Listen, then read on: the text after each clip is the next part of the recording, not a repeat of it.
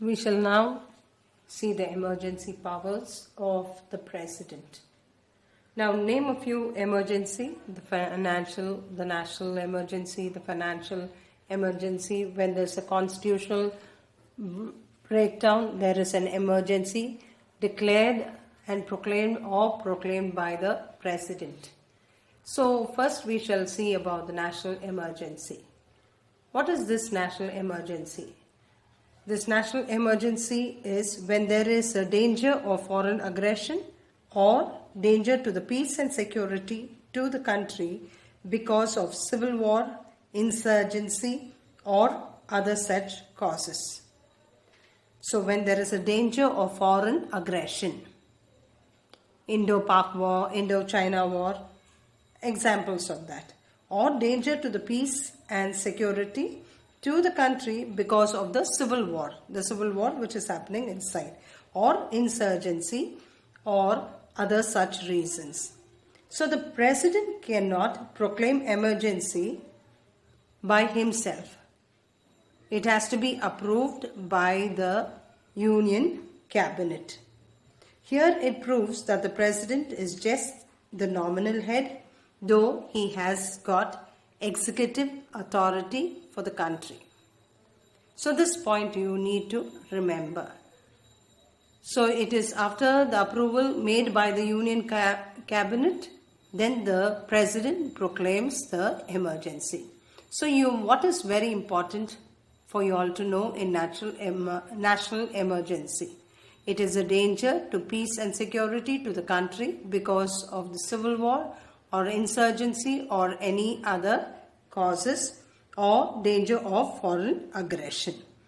Now I shall give you another explanation. Now what are the effects and how long can this be extended? So this particular thing, it has to be approved by the two houses within 1 month of time. So the two houses have to approve it within 1 month of time with 2/3 majority. So it cannot remain in operation after 6 months. After 6 months it lapses before that and it has to be renewed. So within 6 months of time it lapses. So it exists, this particular emergency exists during the 6 months of time. After that it lapses and it has to be renewed. This emergency has to be renewed. Now, what are the restrictions or what are the effects with regard to the national emergency? The fundamental rights can be partially or wholly suspended. All your fundamental rights, the right to speech, the right to expression and all that will be curbed. It can be curbed partially or wholly. Now what is this? Why is it curbed? At this particular national crisis, when there is a war going on, when there is an insurgency or when there is a danger to peace and security, since you got the fundamental rights as a right to speech, you cannot take a mic and speak in the crowd, to the crowd saying that what is the government. You cannot criticize the government. Now why? The fundamental rights are restricted because it will be adding fuel to the fire. Already there's a lot of confusion. So when you criticize the government and bring about disturbances, now this will increase. And that's why the fundamental rights are partially or wholly curbed or suspended. The center has to forego federal spirit. Now what is this federal spirit? We practice it in a parliamentary type of government where the powers are equally shared between the state and the union. And each of them are superior in their own sphere. Now this particular federal spirit we need to forego during the national emergency. What about the finances? The center is empowered to suspend the financial provisions of the Constitution. Matters with distribution of revenue between the center and the state and the salaries can be altered. The apt example is the present pandemic situation. there is a reduction of salary in all sectors. Can you go and ask the government, why did my salary come down? Can a high court judge go and ask, why did the government bring down my salary? No, we all know it is a financial crisis, a national emergency which is happening in the country. So we need to adhere to the government rules and regulation to bring about a peaceful atmosphere. So you cannot question the government during this particular crisis. The same thing will happen when you're talking about the financial emergency too. So during this period, the Lok Sabha is extended over 1 year, and the same is applicable to the Legislative Assembly. So why it is Lok Sabha and the Legislative Assembly? So in the Union you have the Lok Sabha, and in the state you have the Legislative Assembly. So how long can it be extended? It can be extended over a period of 1 year.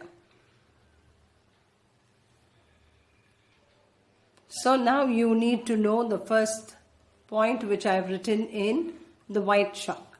So what is national emergency? National emergency when there is a danger of foreign aggression or danger to the peace and security to the country because of civil war, insurgency or other such causes. The other part of the explanation which I told you all, that you have to have it for your connectivity. The next emergency is the breakdown of constitutional machinery. If the constitution machinery is broken down, or there is a political deadlock or political uncertainties, the president implements his rule. Now, for example, if a governor of a state cannot carry on the provisions of the constitution, the president rule is implemented in the state. The president assumes all functions of the state government. So he assumes all the function of the state government, since the governor of that particular state cannot carry on the provisions of the government of the constitution in that particular state. So what is the duration of this? So the duration is 2 months, and beyond 2 months it has to be ratified by the parliament, and it ceases to exist after 6 months, and it can be extended if the parliament ratifies it. So it can be extended only if the parliament ratifies it. So what is the effect of this? The president may dissolve the Vidhan Sabha of the state and the chief minister, that is chief minister and the council of ministers. Now, what is this dissolvement of Vidhan Sabha? Because it is a state. So the Vidhan Sabha is a compulsory house, just like Lok Sabha. So the Vidhan Sabha is dissolved by the president. He may or may not, and along with the chief minister, all the council of ministers are suspended. We can take the recent example of 2014. The president rule was imposed in Delhi on the advice of Union Cabinet after the resignation of Arvind Kejriwal, the chief minister of Delhi, along with the council of ministers. So this is an apt example of the constitutional machinery which is broken down in a state. So what you have to write is the second one, if the constitution machinery is broken down or there is a political deadlock or political uncertainties, the president implements his rule in the state. So the best example is if a governor of a state cannot carry on the provisions of the constitution, the president rule is implemented. So this is what you're going to remember. We shall now look into the financial emergency. What is this financial emergency? It's a live example what is happening now. A setback in financial stability or credit feasibility of the country has occurred or likely to occur. So which situation are we facing now? It is the credit feasibility or financial instability which has occurred now because of the pandemic situation or COVID-19. All the sectors, the salary is being reduced. So what happens at this particular time? So I am sure you would have understood the meaning of financial emergency.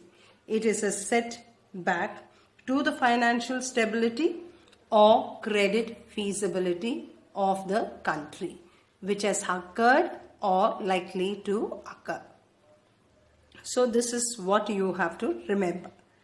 Now further explanation is, this situation is laid before the two houses and is valid for 2 months. The proclamation ceases to exist after 30 days. So how much is 30 days? Almost 2 months. Okay. From the date it is being implemented. What is the effect of this particular financial emergency? Now the financial emergency, the President may appoint the Finance Commission to look into the matters and to restore and stabilize the financial situation in the country. So whom does he appoint? A Finance Commission to look into the matter and to restore stability in the country. What can happen?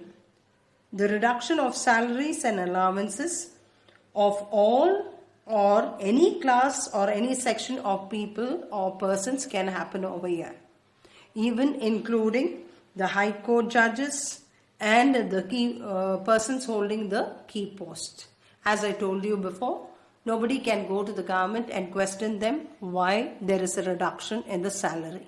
So everybody understands that there is a financial crisis. So we need to go and move along with it. So money bills in a state, what happens? The money bill will be sent for President's consideration, or in the country itself, all the money bills will be sent to the President for consideration.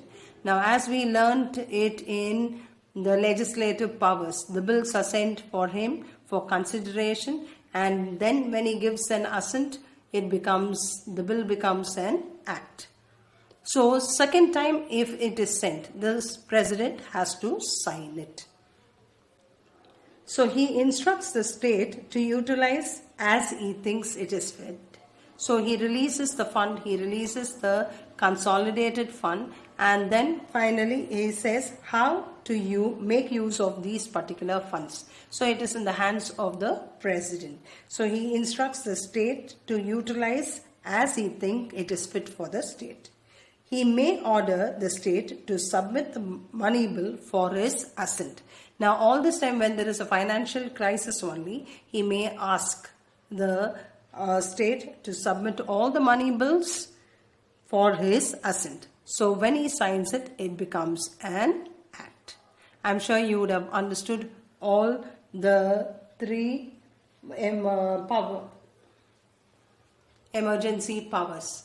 Now, what are the three emergency powers of the President?